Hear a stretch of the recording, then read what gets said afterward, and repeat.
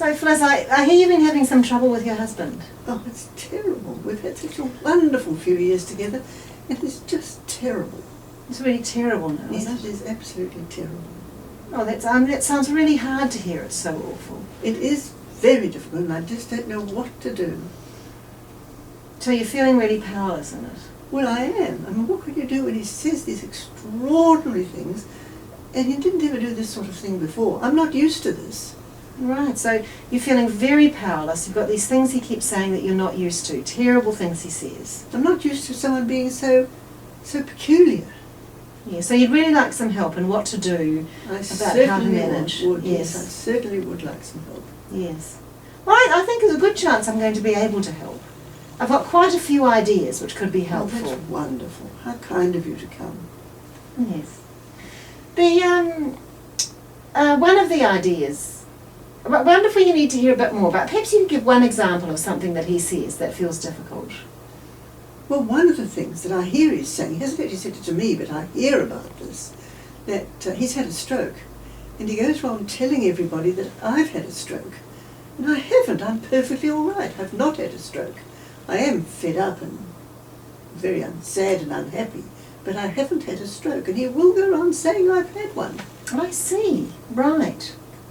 So it's quite important to get other people, to be clear to other people that you haven't had a stroke. Well, yes, but even to him. Why is he saying this? He was never like this, you know. Uh-huh. So one of the things we could do is, I'm just thinking about, the practical things that we could do here. Mm-hmm. One of the things we could do is perhaps, would it be, we could get hold of your friends and make it clear that you haven't had a stroke and clarify it to them?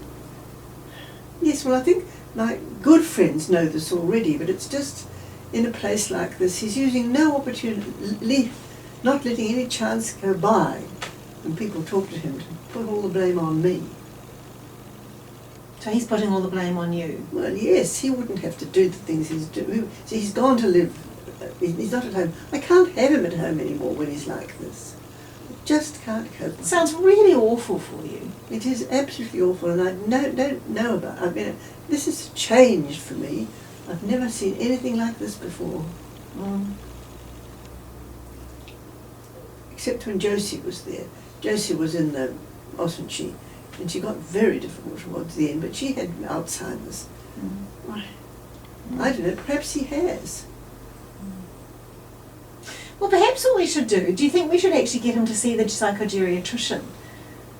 Get the GP to do a referral to the psychogeriatrician to establish if he does have Alzheimer's. Oh, I don't want him to think that I think he's going balmy, really.